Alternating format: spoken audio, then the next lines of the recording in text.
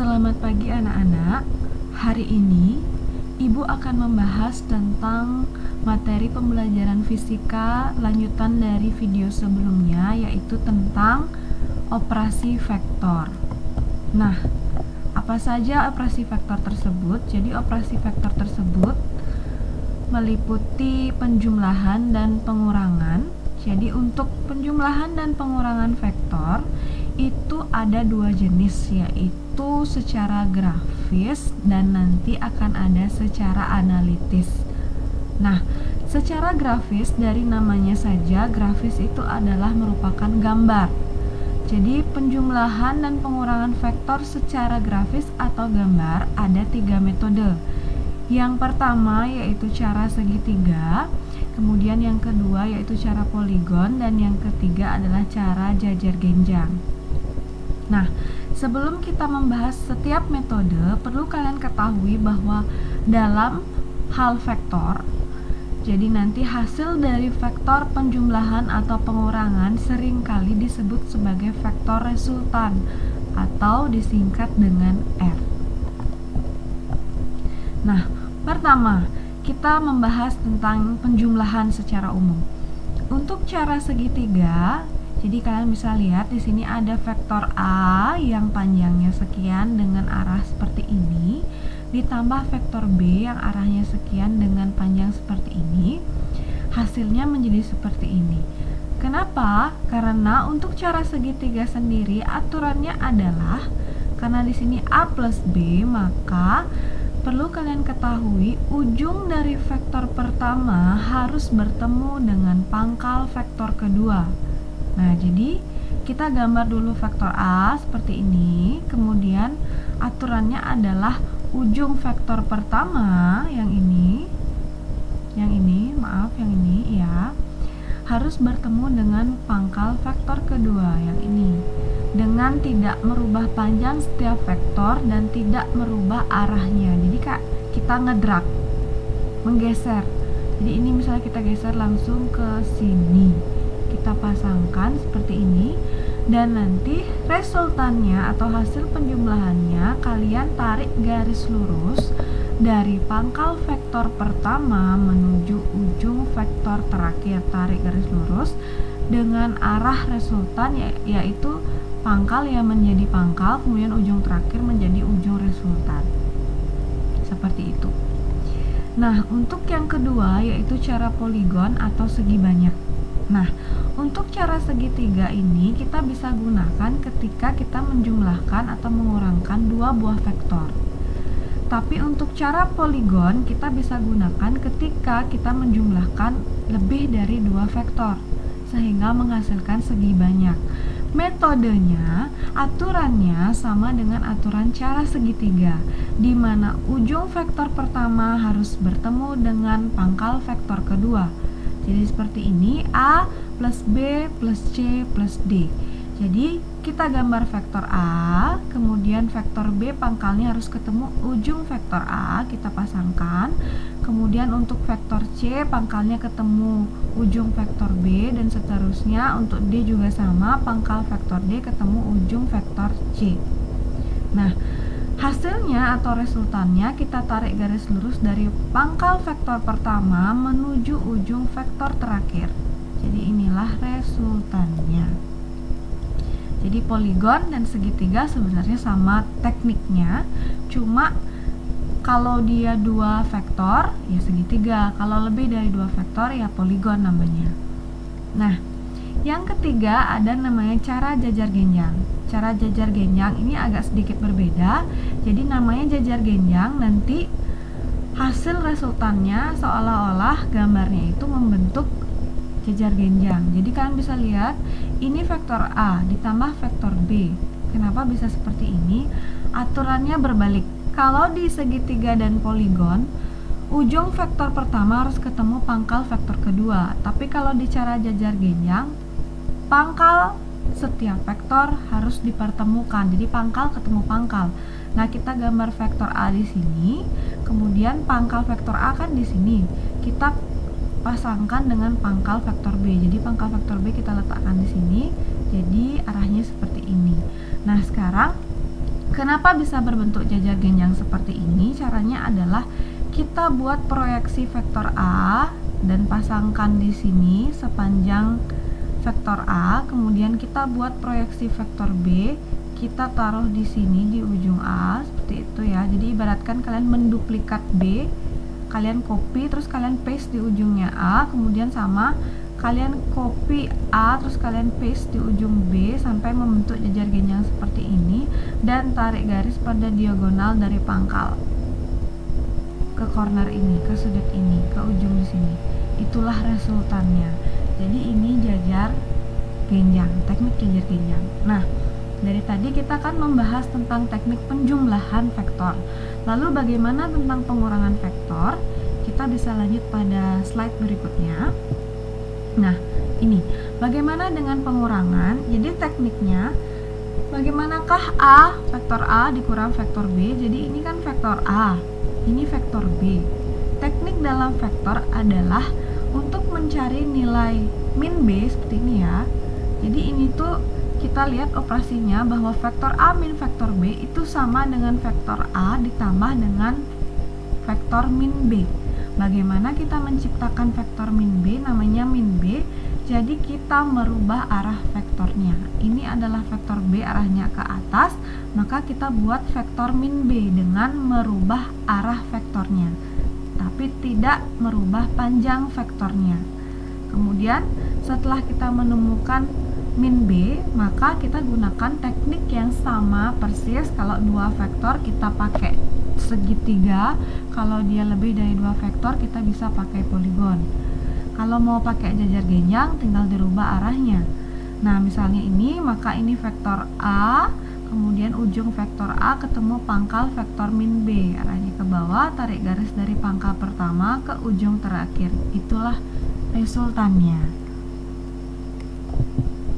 Nah, yang tadi adalah penjumlahan dan pengurangan vektor secara grafis atau gambar.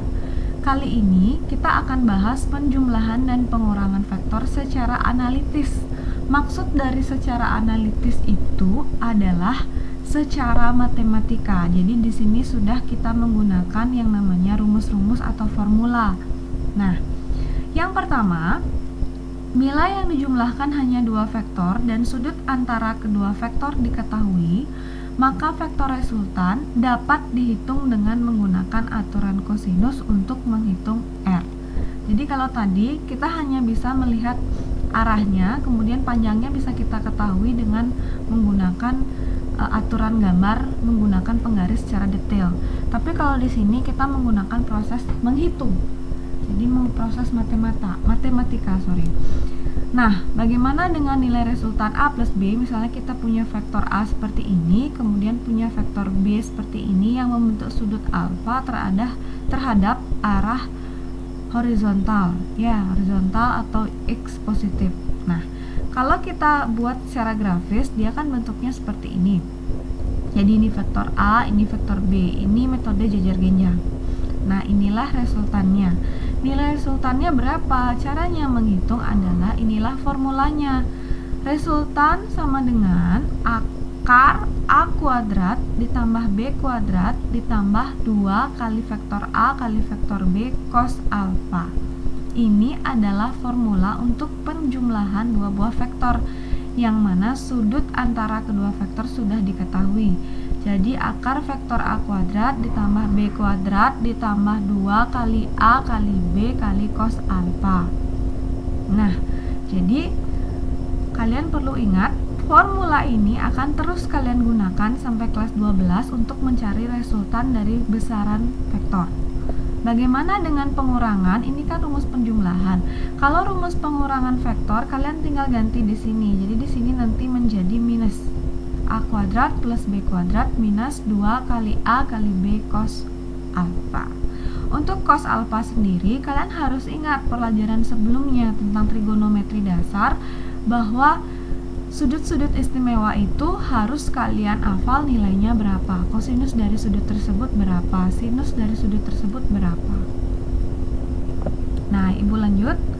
Nah, di sini kemudian ada lagi tipe yang berbeda. Jika kalian menemukan beberapa vektor dalam suatu koordinat dan kalian disuruh atau diminta untuk mencari resultan dari beberapa vektor, yang bisa kalian lakukan adalah menguraikan komponen-komponen vektornya di sumbu X dan sumbu Y. Contoh di gambar, kita punya dua vektor, yaitu vektor A dan vektor B.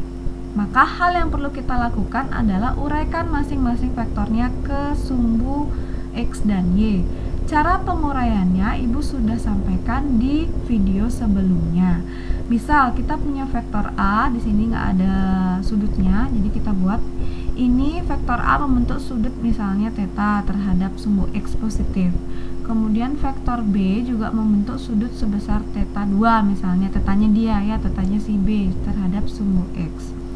Maka yang perlu kita cari adalah AX, kita uraikan ke sini ke bawah. Terus AY juga kita uraikan ke sumbu Y seperti ini. AX adalah A cos theta, AY adalah A sin theta kalau sudutnya terhadap sumbu X positif. Nah, kemudian yang ini BX adalah B cos theta, BY adalah B sin theta. Nah, maka dari itu kita sudah ketemu komponen-komponen vektor masing-masing. Jadi A sudah, B sudah. Nah, langkah selanjutnya yang bisa kita lakukan adalah mencari resultan masing-masing komponen atau masing-masing sumbu. Perlu kalian ketahui dari awal bahwa besar vektor A plus B sering disebut dengan resultan. Maka kita cari dulu resultan dari X dan Y. Maka Rx itu sama dengan AX plus BX. Misalnya AX nya ketemu berapa? 3, berarti 3. Terus BX nya dapat 4 ditambah 4, 3 tambah 4 berapa? Jadi intinya kalian jumlahkan komponen X nya, kemudian RY nya kalian jumlahkan komponen Y nya. Dapatlah resultan di sumbu X berapa, resultan di sumbu Y berapa. Nah, ini belum selesai. Langkah ketiga untuk mencari resultannya atau untuk menentukan nilai penjumlahannya. Ingat, ini vektor, jadi untuk menentukan nilainya kalian perlu berikan tanda mutlak pada R karena hanya mencari nilai, karena vektor mengandung dua informasi, nilai dan juga arah. Nah, sekarang untuk mencari nilai vektor tersebut kita gunakan rumus Pitagoras, yaitu Rx kuadrat ditambah Ry kuadrat. Penjumlahan ini kita akarkan. Kenapa kita pakai Pitagoras? Sebenarnya rumus akar ini sebenarnya kita gunakan yang tadi, yang panjang. Rx kuadrat ditambah Ry kuadrat ditambah 2 kali Rx kali Ry cos alpha. Tapi karena di sini X dan Y sudah tegak lurus, cosnya adalah 90 derajat alias 0, bernilai 0. Jadi komponen plus bla bla bla bla nya itu hilang. Makanya jadinya bentuknya seperti rumus Pitagoras. Jadi perlu kalian ketahui Pitagoras itu asalnya dari sini. Nah, kemudian itulah untuk menentukan nilainya. Lalu bagaimana untuk menentukan arahnya, arah dari vektor resultannya? Jadi caranya adalah untuk menentukan arah vektor R terhadap sumbu X positif, caranya adalah kita buat seperti ini. Tangan sudut resultannya sama dengan Ry per Rx. Kemudian untuk menentukan tetanya kita cari arkes tangannya. Arkes tangan tuh maknanya begini. Tangan sudut berapa sih? Gitu. Yang bernilai Ry per Rx. Misalnya Ry per Rx ini 0,5. Tangan sudut berapa yang hasilnya 0,5 gitu maksud arkes tangan. Jadi nanti bisa kita gunakan kalkulator. Tapi kalau untuk sudut istimewa kalian bisa langsung dapat jawabannya. Nah, ini misalnya contoh kita masuk ke yang kontekstual ya. Jadi ini contoh menggunakan prinsip penguraian untuk menentukan resultan vektor. Jadi di gambar ini ada vektor F1, kemudian ada vektor F2, kemudian ada vektor F3. F1 membentuk sudut alfa terhadap sumbu X positif, kemudian F2 membentuk sudut beta terhadap sumbu X negatif, dan F3 tepat berada di sumbu Y negatif. Jadi perlu kalian ketahui koordinat kartesius yang lengkap seperti ini terdiri dari 4 kuadran. Yang ini namanya X positif, yang ini Y positif. Jadi dari X positif alias dari 0 derajat bergerak sampai Y positif sampai 90 derajat itu disebut dengan kuadran 1. Kemudian ini kuadran 2, ini kuadran 3, ini kuadran 4. Kuadran 2 dari 90 derajat Y positif bergerak sampai 180 derajat, ini X negatif. Terus dari X negatif ke Y negatif, ini adalah kuadran 3 dari 180 derajat menuju 270 derajat. Kemudian yang terakhir kuadran 4 dari Y negatif ke X positif dari 270 derajat sampai 360 derajat, yaitu kembalikan 0, itu kuadran 4. Jadi F1 ada di kuadran 1, F2 ada di kuadran 2, dan F3 ada di perbatasan antara kuadran 3 dan kuadran 4. Nah, yang perlu kita lakukan langkah pertama adalah uraikan masing-masing vektornya. F1 kita uraikan ke sumbu X dan sumbu Y, F2 juga seperti itu, F3 juga seperti itu. F1 kita uraikan ke sumbu X menjadi F1 cos alpha, sudutnya dia terhadap sumbu X adalah cos alpha. Nah, kemudian F1Y nya kita uraikan ke sumbu Y menjadi F1 sin alpha. Kemudian F2 kita uraikan ke sumbu X menjadi min F2 cos beta. Kenapa min? Karena hasil penguraian dari F2 ke sumbu X itu adalah berada di sumbu X negatif, makanya ada tanda minus. Jadi nanti kalau vektornya hasil penguraian komponen-komponennya itu jika berada di sumbu yang negatif, maka tambahkan tanda minus.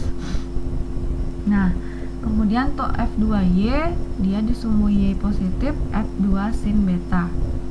Terus untuk F3 tepat berada di sumbu Y, tepat, maka F3X nya itu kita buat di sini min F3 cos 90 derajat, cos 90 itu 0. Kalau misalnya kalian ketemu konteks seperti ini, si F3 kan sudah tepat di sumbu Y, maka dia tidak punya penguraian di sumbu X karena cos 90, maka otomatis di X nilainya 0. Jadi F3 cos 90 itu 0 ya. Kemudian untuk F3Y karena dia memang sudah berada di Y, cosnya cos 0 alias 1. Jadi kalau sudah berada tepat di sumbu itu, ya ini F3 sudah di sumbu Y, ya nilainya sebesar F3. Karena di Y negatif tandanya minus. Oke. Kemudian langkah berikutnya kalian tentukan resultan masing-masing sumbu. Di sumbu X totalkan semua ini dengan ini sampai dapat sigma Fx atau sering disebut dengan Rx. Kemudian di sumbu Y kita jumlahkan, dapat kita sigma Fy atau Ry. Tetap kalau ada minus ya dikurang jadinya ya. Setelah ketemu hasil resultan di masing-masing sumbu, kita gunakan rumus Pitagoras.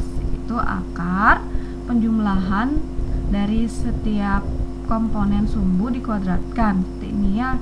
Nanti dapatlah hasilnya. Untuk mencari sudutnya seperti tadi pakai tan atau tangan.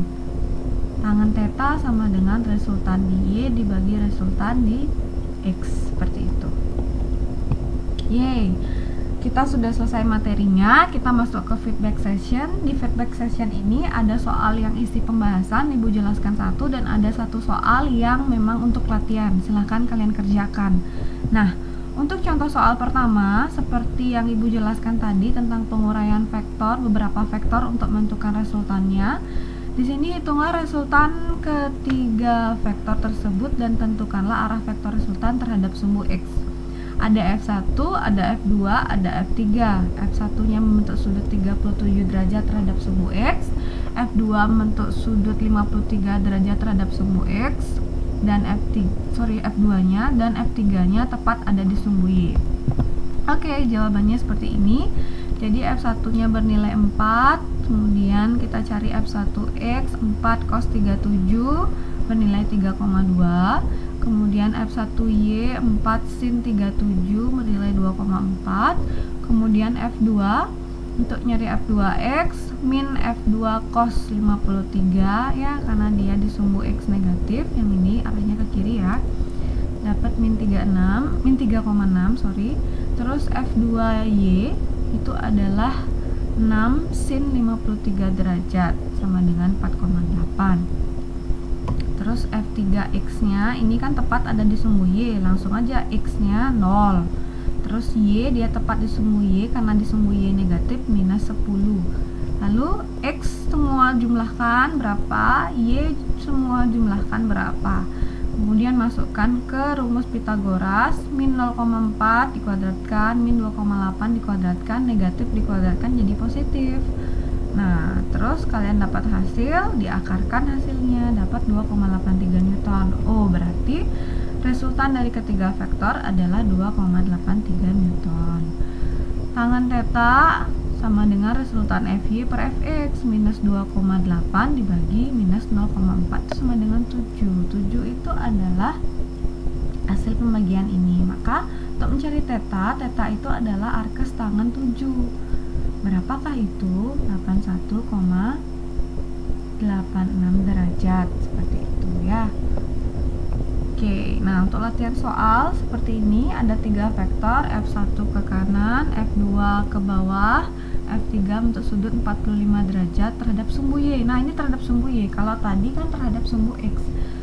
Jadi, kalian perlu ingat isi slide atau video sebelumnya, kalau sudutnya ada terhadap sumbu X, rumus penguraiannya seperti apa, kalau dia terhadap sumbu Y seperti apa. Nah, silakan kalian cari. Besar F1, F2, F3 sudah diketahui di slide. Kemudian kalian disuruh mencari resultannya. Silakan kalian bekerja.